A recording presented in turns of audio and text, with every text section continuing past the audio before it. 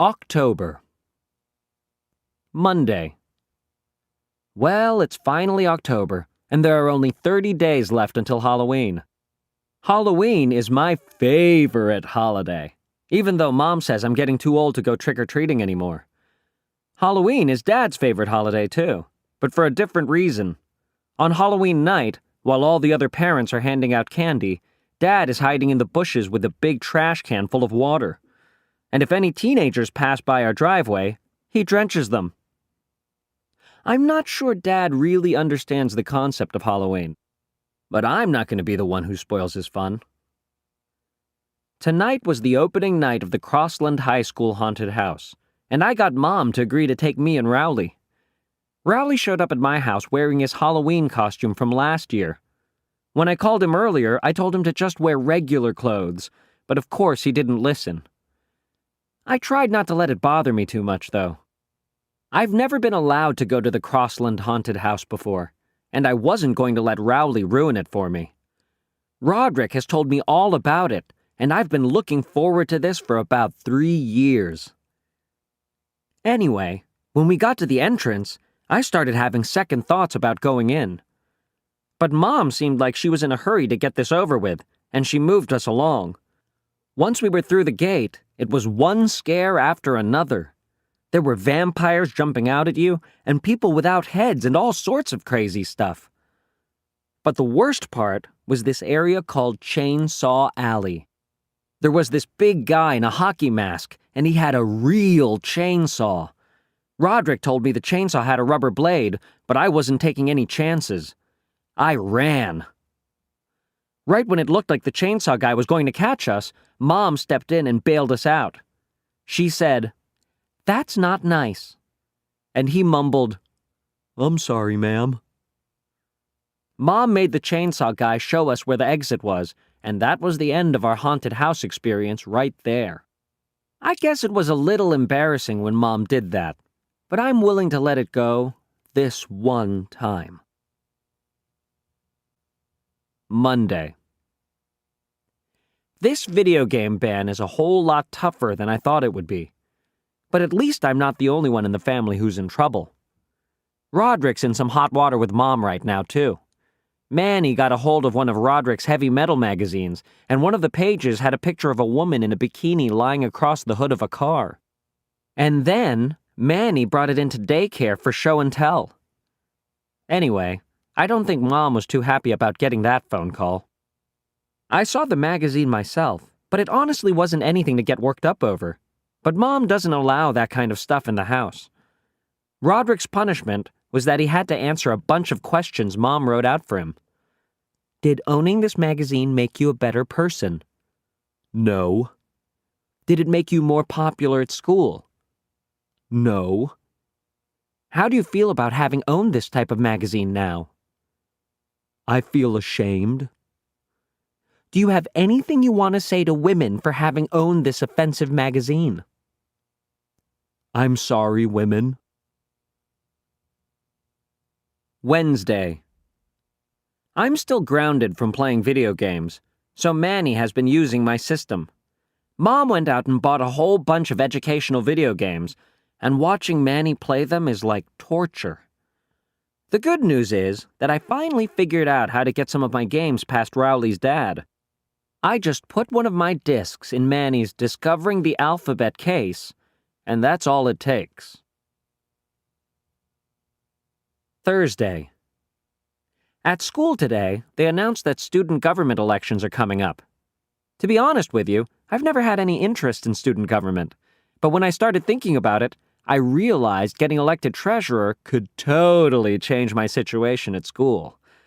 Nobody ever thinks about running for treasurer, because all anyone ever cares about are the big-ticket positions, like president and vice president.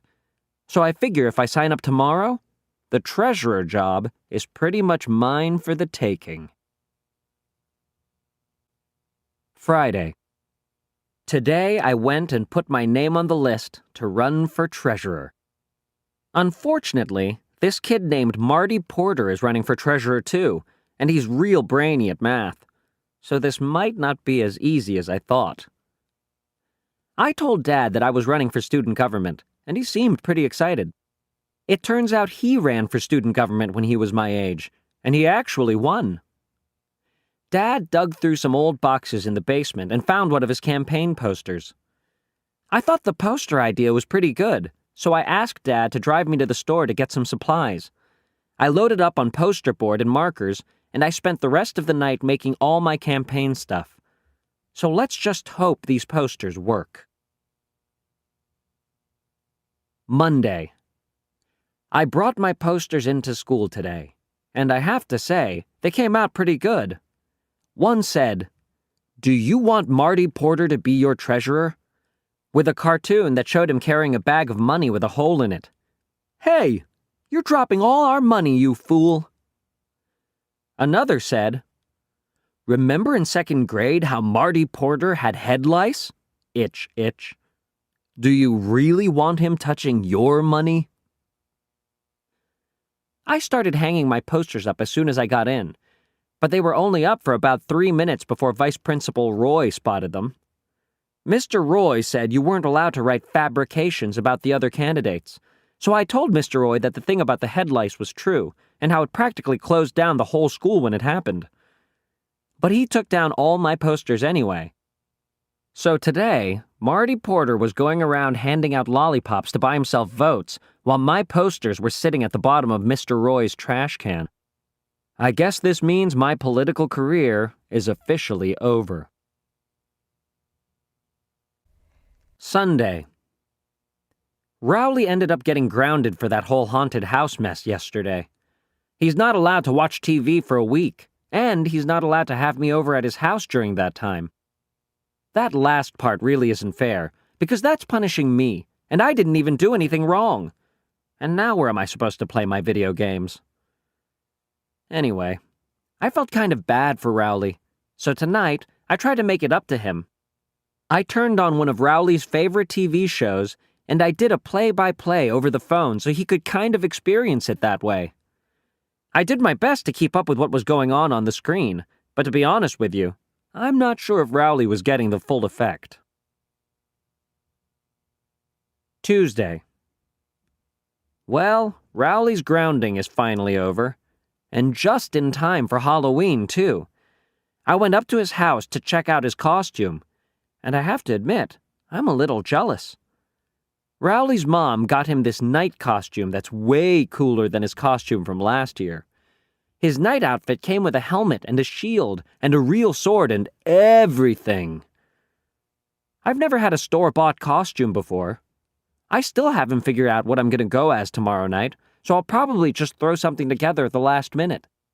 I figure maybe I'll bring back the toilet paper mummy again. But I think it's supposed to rain tomorrow night, so that might not be the smartest choice. In the past few years, the grown-ups in my neighborhood have been getting cranky about my lame costumes, and I'm starting to think it's actually having an effect on the amount of candy I'm bringing in. But I don't really have time to put together a good costume, because I'm in charge of planning out the best route for me and Rowley to take tomorrow night. This year, I've come up with a plan that'll get us at least twice the candy we scored last year. November. Thursday. On the bus ride into school today, we passed by Grandma's house. It got rolled with toilet paper last night, which I guess was no big surprise. I do feel a little bad, because it looked like it was going to take a long time to clean up. But on the bright side, Grandma's retired, so she probably didn't have anything planned for today anyway.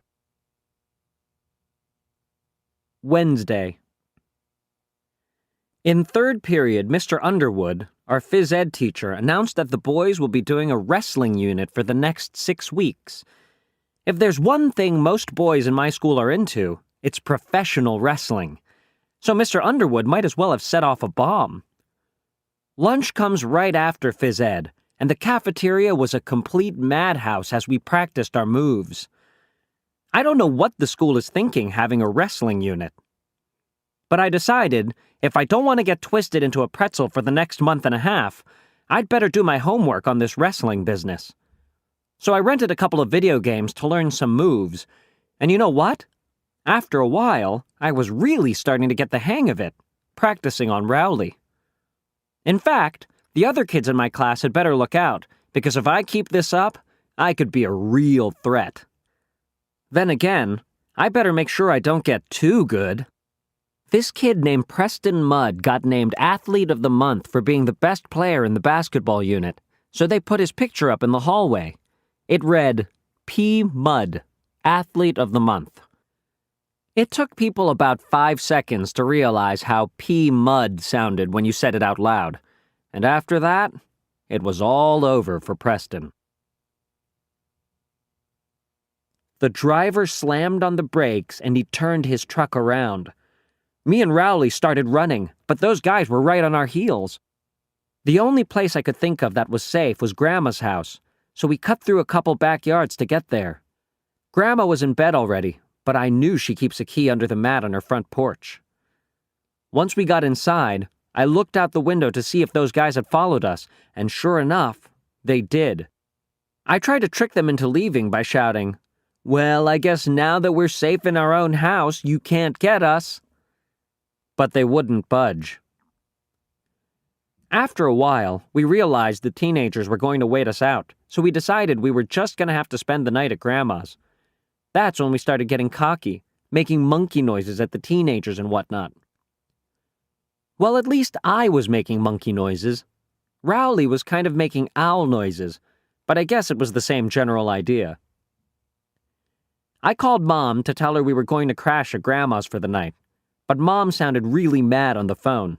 She said it was a school night and that we had to get home right that instant, so that meant we were going to have to make a run for it.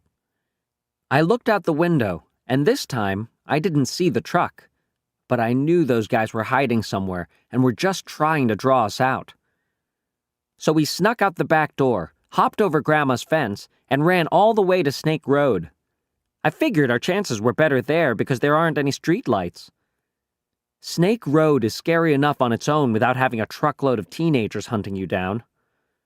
Every time we saw a car coming, we dove into the bushes. It must have taken us a half hour to go 100 yards. But believe it or not, we made it all the way home without getting caught. Neither one of us let our guard down until we got to my driveway. Ah, we sighed. But right then, there was this awful scream, and we saw a big wave of water coming toward us. Splash! Man, I forgot all about Dad, and we totally paid the price for it. When me and Rowley got inside, we laid out all our candy on the kitchen table. The only things we could salvage were a couple of mints that were wrapped in cellophane, and the toothbrushes Dr. Garrison gave us. I think next Halloween I'll just stay home and mooch some Butterfingers from the bowl Mom keeps on top of the refrigerator. Thursday. Well, I found out today that the kind of wrestling Mr. Underwood is teaching is completely different from the kind they do on TV. First of all, we have to wear these things called singlets, which look like those bathing suits they used to wear in the 1800s. And second of all, there are no pile drivers or hitting people over the heads with chairs or anything like that. There's not even a ring with ropes around it. It's just basically a sweaty mat that smells like it's never been washed before. Mr. Underwood started asking for volunteers so he could demonstrate some wrestling holds, but there was no way I was going to raise my hand. Me and Rowley tried to hide out in the back of the gym near the curtain, but that's where the girls were doing their gymnastics unit. We got out of there in a hurry, and we went back to where the rest of the guys were. Mr. Underwood singled me out, probably because I'm the lightest kid in the class, and he could toss me around without straining himself. He showed everybody how to do all these things called a half Nelson, and a reversal, and a takedown, and stuff like that. When he was doing this one move called the fireman's carry, I felt a breeze down below, and I could tell my singlet wasn't doing a good job keeping me covered up. That's when I thanked my lucky stars the girls were on the other side of the gym. Mr. Underwood divided us up into weight groups.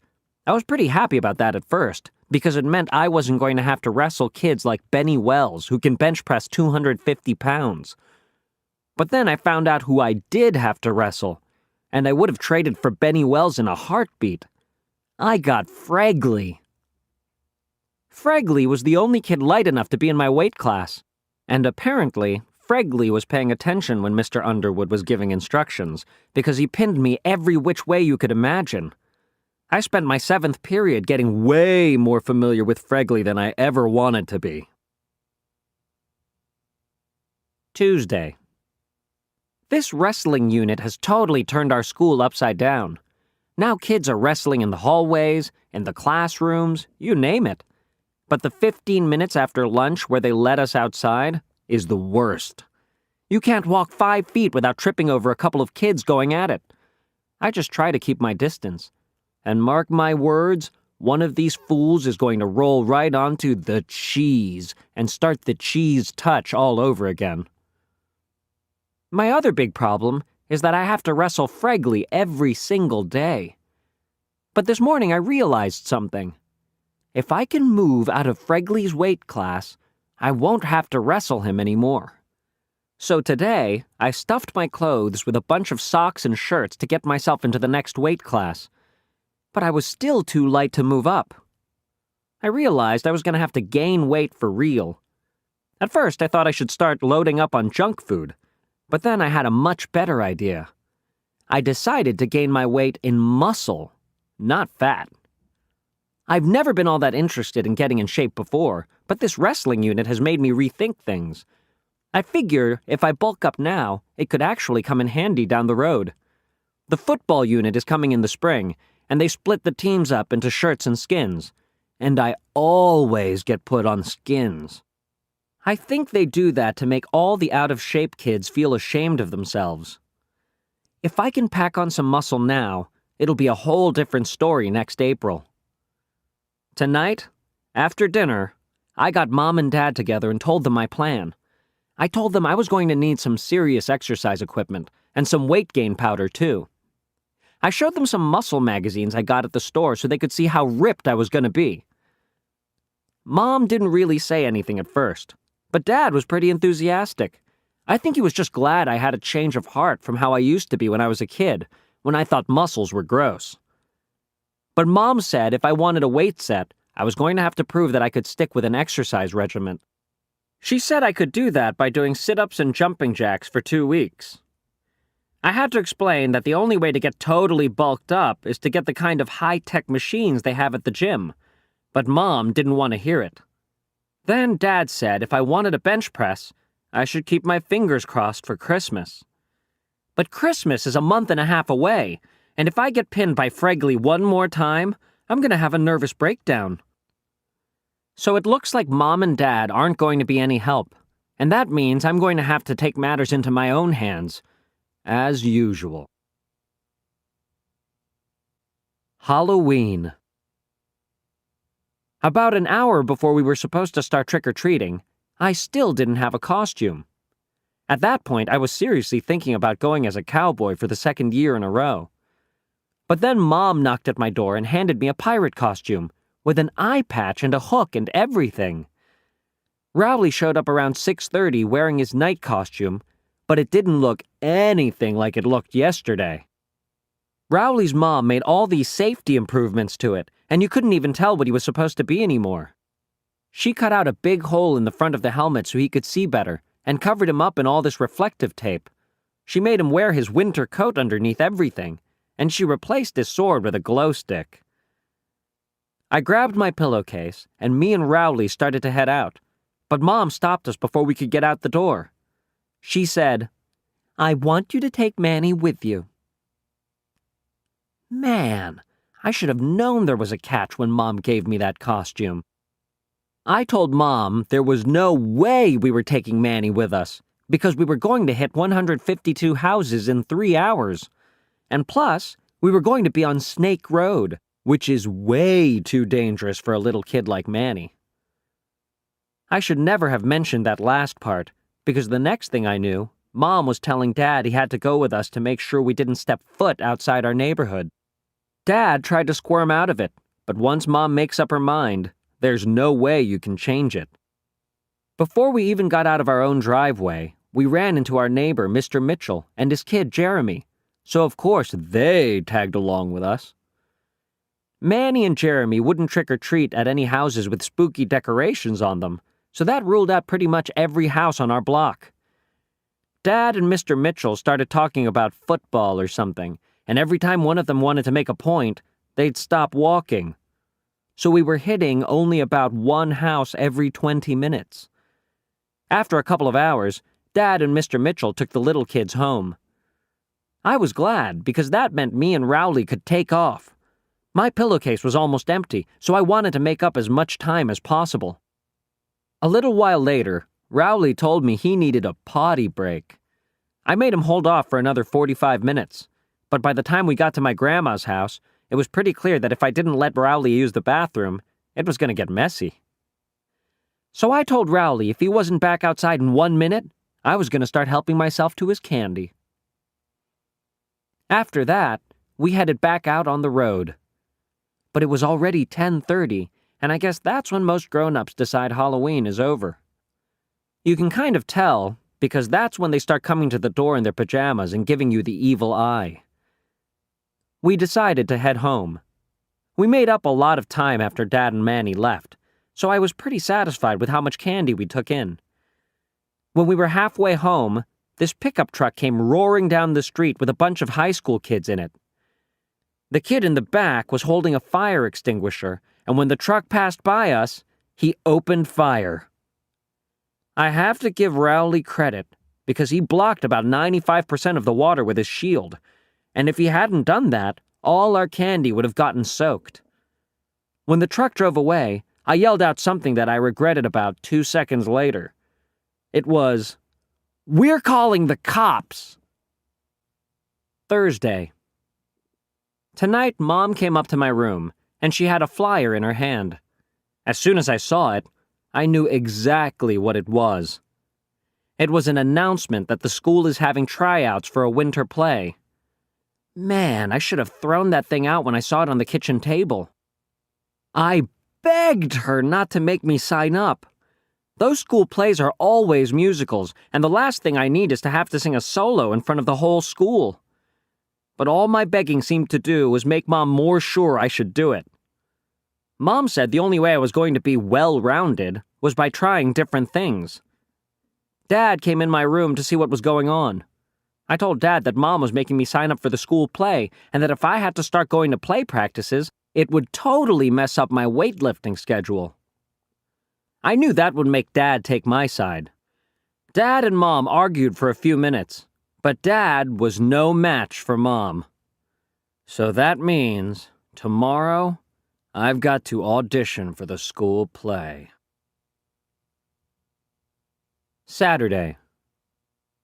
I couldn't wait to start my weight training program today. Even though Mom wouldn't let me get the equipment I needed, I wasn't going to let that hold me back.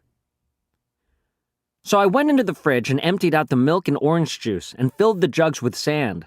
Then I taped them to a broomstick, and I had myself a pretty decent barbell. After that, I made a bench press out of an ironing board and some boxes. Once I had that all set, I was ready to do some serious lifting. I needed a spotting partner, so I called Rowley. And when he showed up at my door wearing some ridiculous getup, I knew I made a mistake inviting him. I made Rowley use the bench press first, mostly because I wanted to see if the broomstick was going to hold up. He did about 5 reps, and he was ready to quit, but I wouldn't let him. That's what a good training partner is for, to push you beyond your limits. I knew Rowley wasn't going to be as serious about weightlifting as I was, so I decided to try out an experiment to test his dedication. In the middle of Rowley's set, I went and got this phony nose and mustache Roderick has in his junk drawer. And right when Rowley had the barbell in the down position, I leaned over and looked at him. Sure enough, Rowley totally lost his concentration. He couldn't even get the barbell off his chest. I thought about helping him out, but then I realized that if Rowley didn't get serious about working out, he was never going to get to my level.